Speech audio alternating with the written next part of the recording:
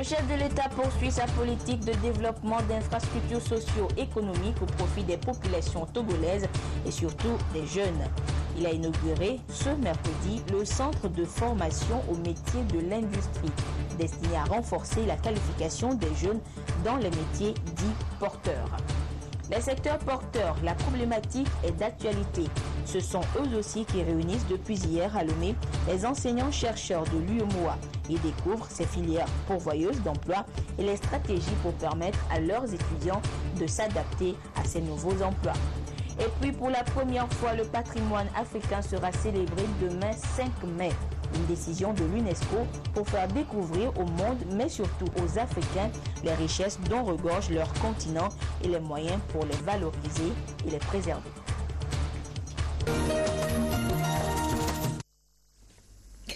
Voilà pour les titres de cette édition. Bonsoir à toutes et à tous. Le Conseil des ministres est réuni ce mercredi à la présidence de la République sous la direction du chef de l'État Faure Eswazimna Gnassingbé. L'essentiel de ce conseil avec le ministre en charge de la communication, Guy Madjé Lorenzo. Le Conseil des ministres s'est tenu ce mercredi 4 mai 2016 au palais de la présidence de la République sous la conduite du président de la République, son Excellence, M. Faure Eswazimna Gnassingbé. Au cours des travaux, le Conseil a adopté 2 décrets et écouté 3 communications. Le premier décret, pris par le Conseil, fixe les attributions du ministre du Commerce, de l'Industrie, de la promotion du secteur privé et du tourisme et porte organisation et fonctionnement du dit ministère. Ce décret vise à assurer une meilleure adéquation entre les missions assignées au ministre et celles dévolues à l'ensemble des services relevant du ministère en vue d'en accroître l'efficacité. Au titre des attributions, le ministre assure les missions relatives au commerce, à l'industrie, à la promotion du secteur privé et au tourisme.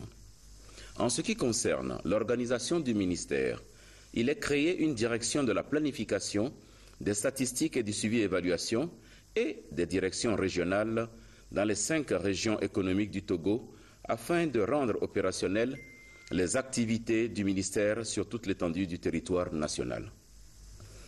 Le second décret adopté par le Conseil porte règlement général sur la comptabilité matière appartenant à l'État et des organismes publics.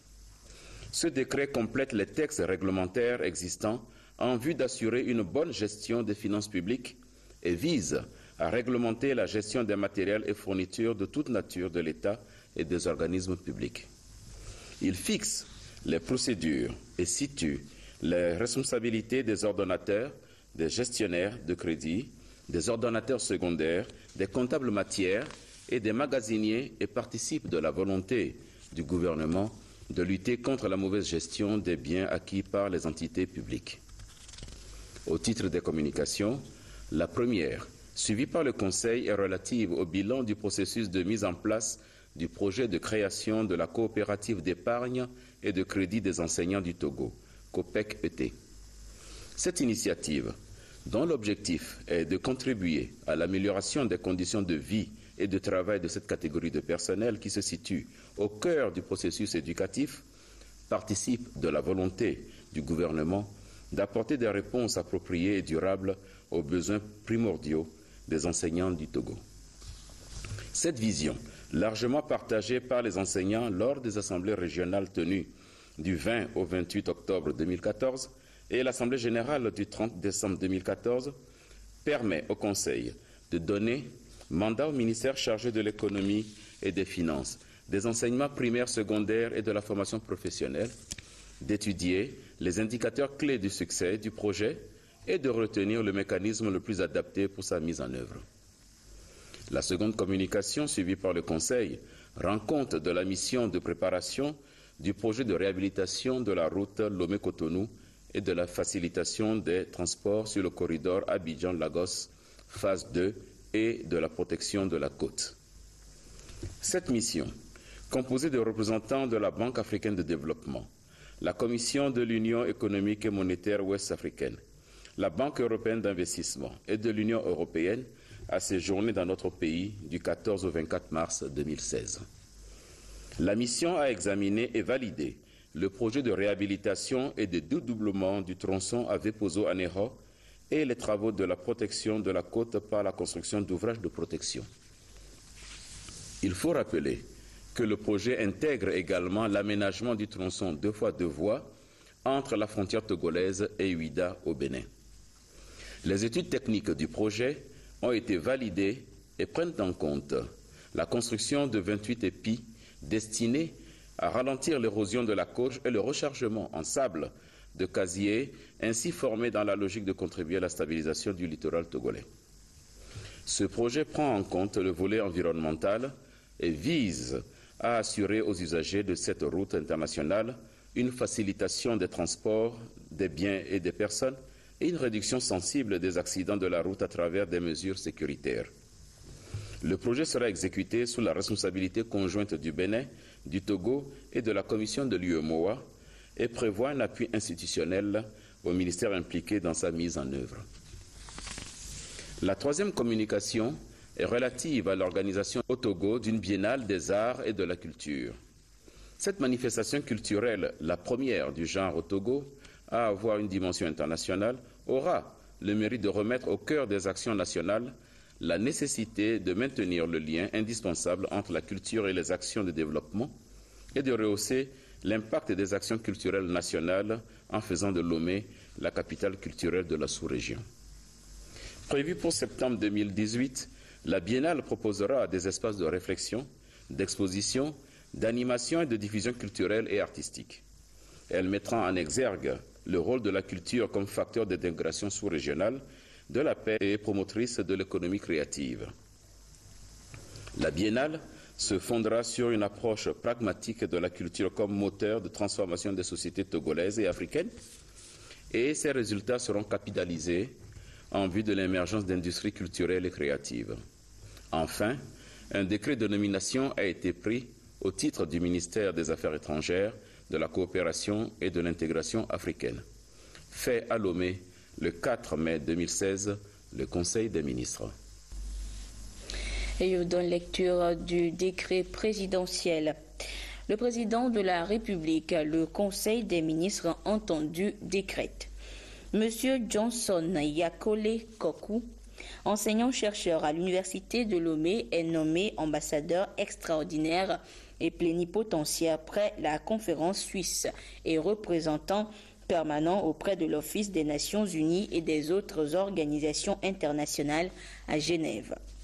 Sont abrogés les décrets numéro 2014-186/PR du 14 novembre 2014, 2011-253/PR du 12 octobre 2011 et 2012-030/PR du 22 mai 2012 portant nomination d'ambassadeurs.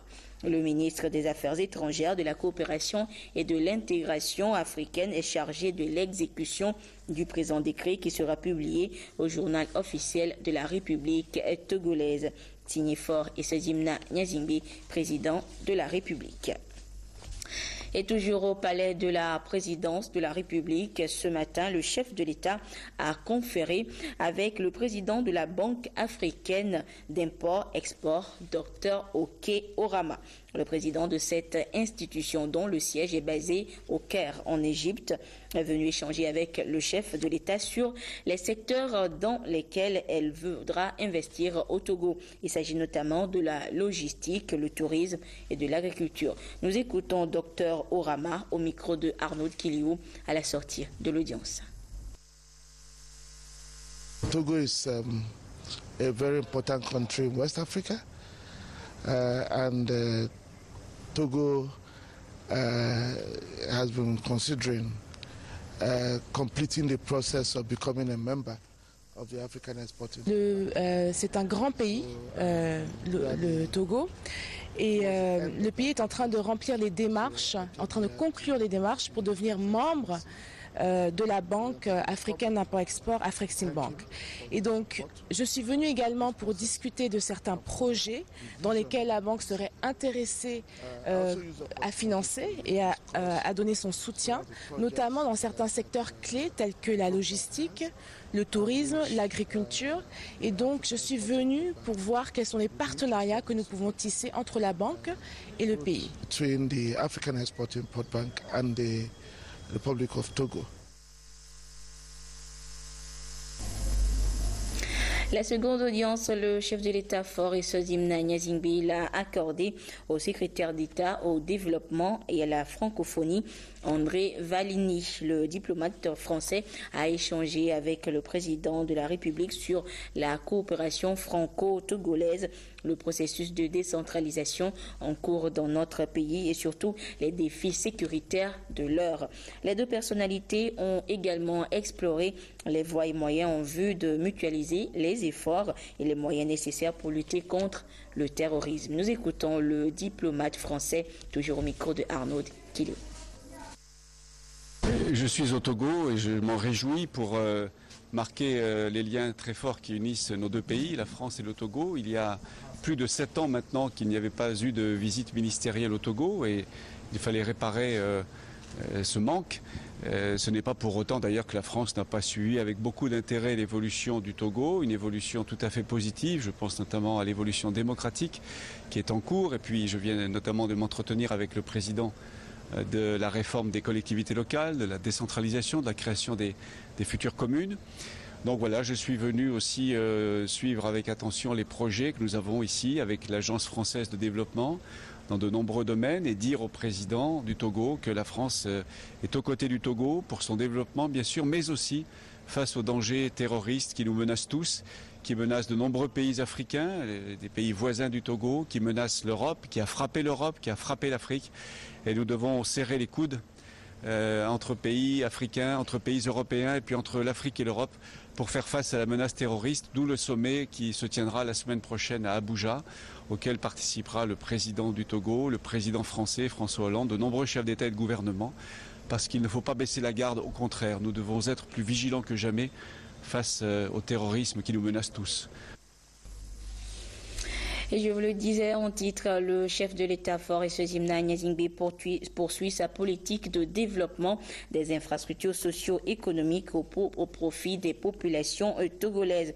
Et après l'aéroport, l'aérogare, le projet e-village, l'aérogare, le Radisson Blu et le siège de la SGI, le président de la République a inauguré ce mercredi le centre de formation au métier de l'industrie, destiné à renforcer la qualification des jeunes dans les métiers porteurs. Et tout a débuté avec l'arrivée du chef de l'État cet après-midi sur le site du centre.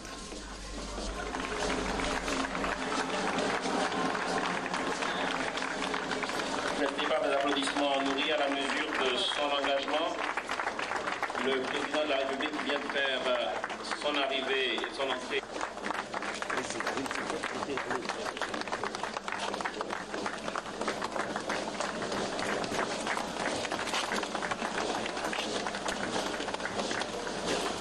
Inauguré dans quelques instants par son Excellence le Président de la République en présence du secrétaire d'État français chargé du développement et de la francophonie.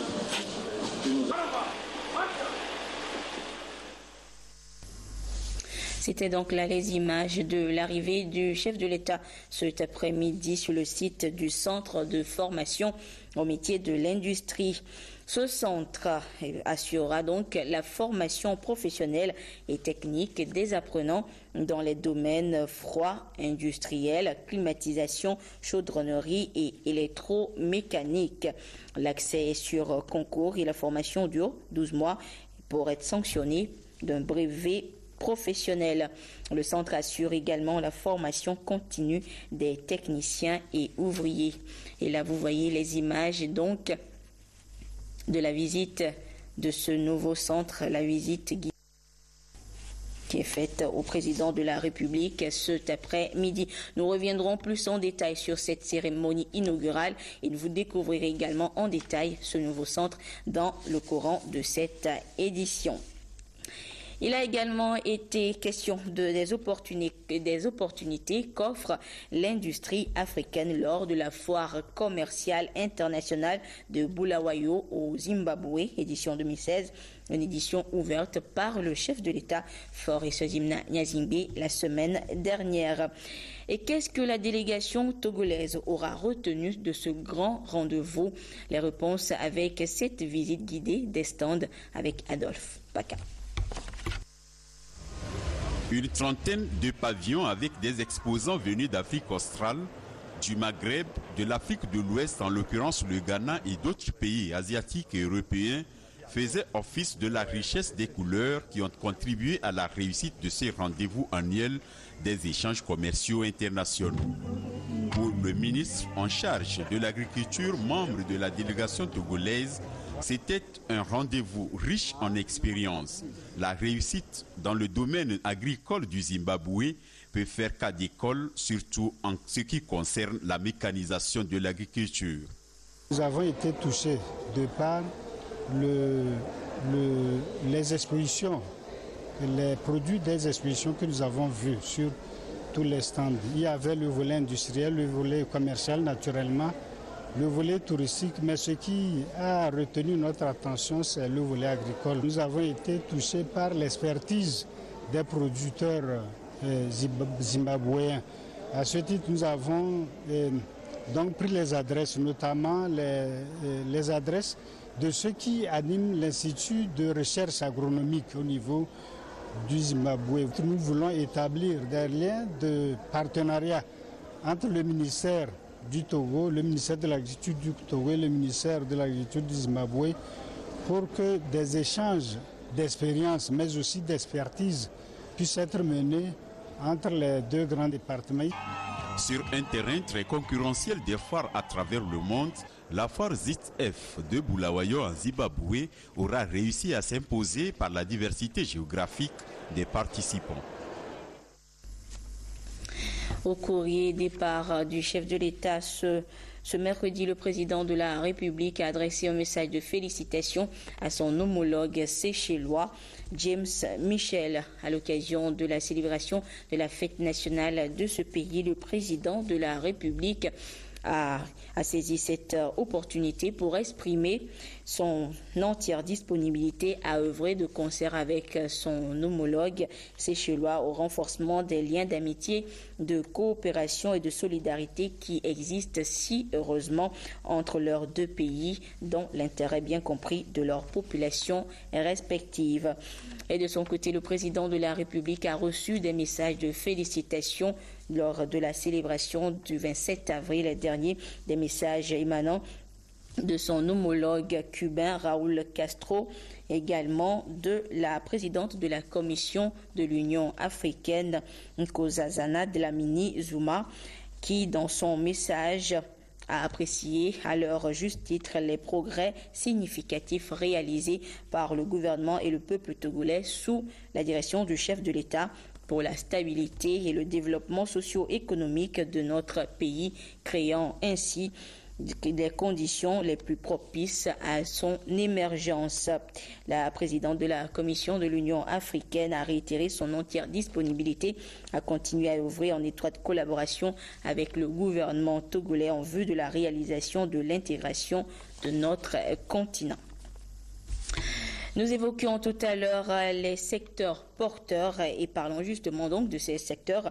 Les enseignants-chercheurs de l'espace UOMOA les découvrent depuis hier à Lomé. À travers une formation, ils s'outillent sur les techniques et méthodes pour apporter aux étudiants les connaissances indispensables pour les rendre plus compétitifs sur le marché de l'emploi. Un marché qui offre justement de nouvelles opportunités. Les précisions avec Félix Semdecha.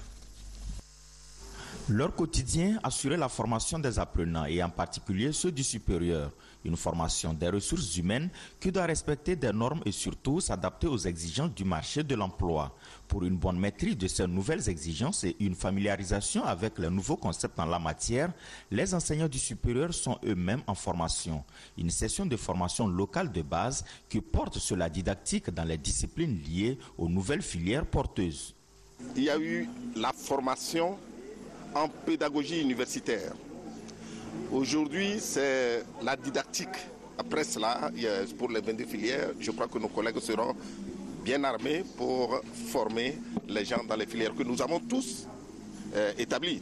Quand on parle de pédagogie et de didactique, bon, il y a d'abord le lien entre l'enseignant et sa connaissance de transmettre, et l'enseignant et l'apprenant.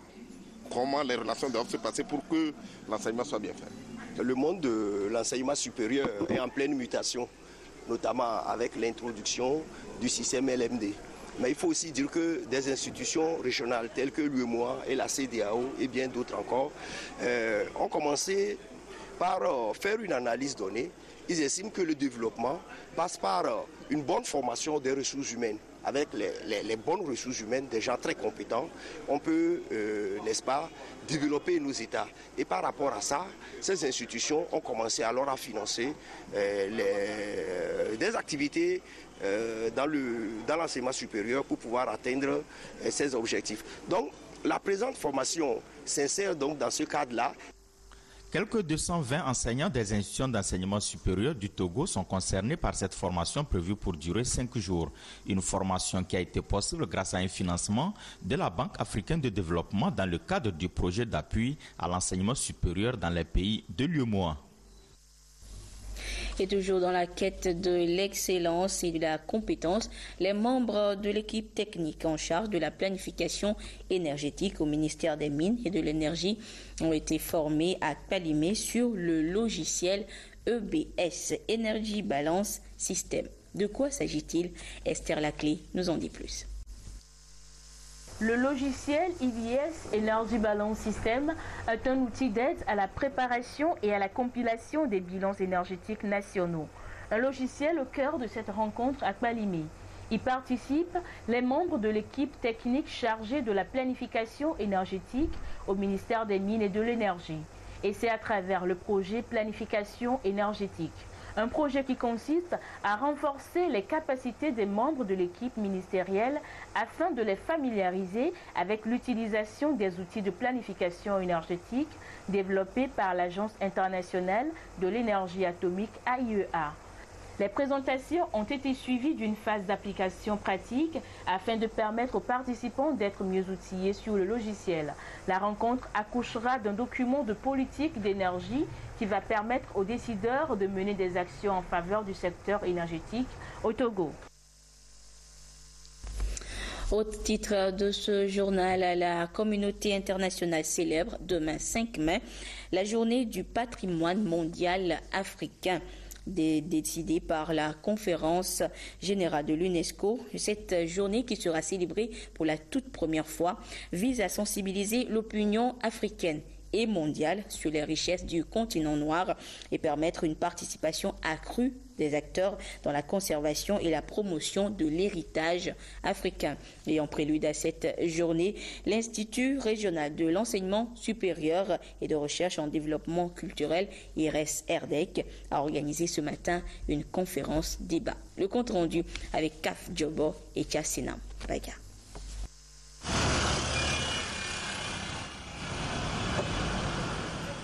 Voici le monument de la République autonome du Togo, rebaptisé après les indépendances, monument aux morts. Ici, le monument de l'indépendance. Au Togo, les dates importantes, les emblèmes, les personnages et les sites historiques ne font pas toujours l'unanimité.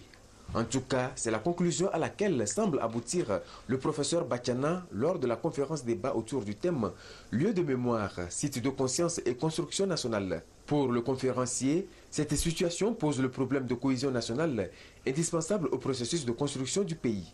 D'où la nécessité, selon le professeur Bachana, de trouver des mécanismes pour permettre aux Togolais de s'approprier leur patrimoine, leur héritage commun.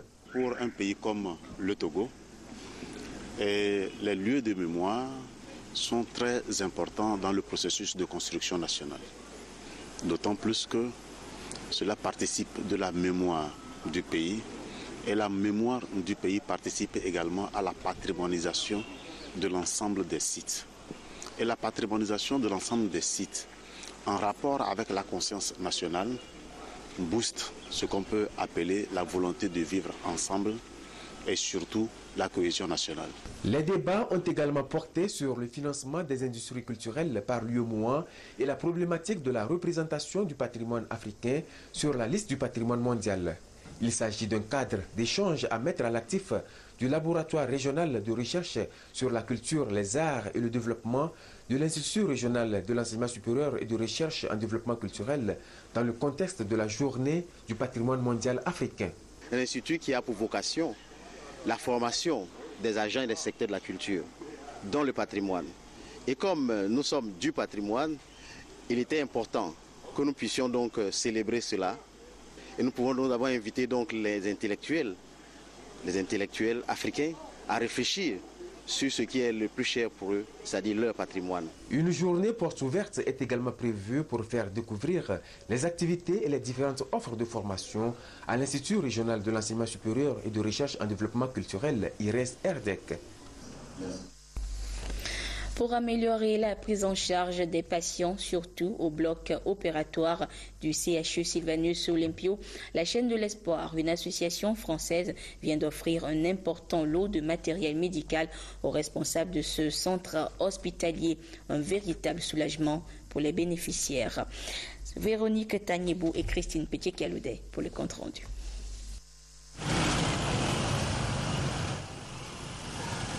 Un équipement flambant neuf remis au centre hospitalier universitaire Sylvanus Olympio. Un geste de solidarité de la chaîne de l'espoir pour la mise en place d'une salle opératoire dédiée à la chirurgie pédiatrique.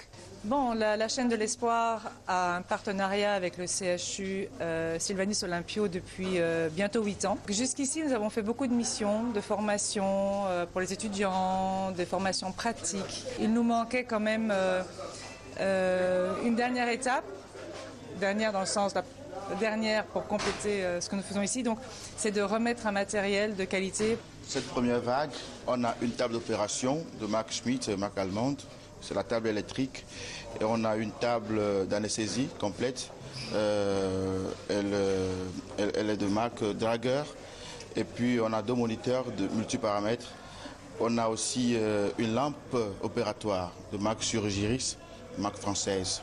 Il y aura encore une nouvelle vague qui va comporter les accessoires d'anesthésie, une bustule électrique, etc. Le don évalué à 46 millions de francs CFA vient ainsi renforcer les multiples actions du gouvernement en faveur de la santé des populations et surtout des enfants selon le directeur général de ce centre hospitalier. Une action également appréciée à sa juste valeur par le chef de service de la chirurgie pédiatrique. Ce matériel que nous venons d'avoir va nous aider à une meilleure prise en charge des enfants. Et c'est un matériel qui vient renforcer le plateau technique qui existait.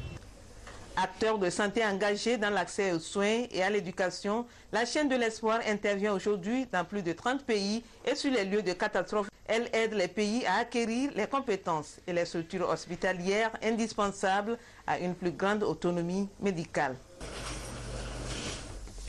Aux États-Unis, sauf coup de théâtre, c'est la démocrate Hillary Clinton qui sera face au républicain Donald Trump dans la course à la Maison-Blanche.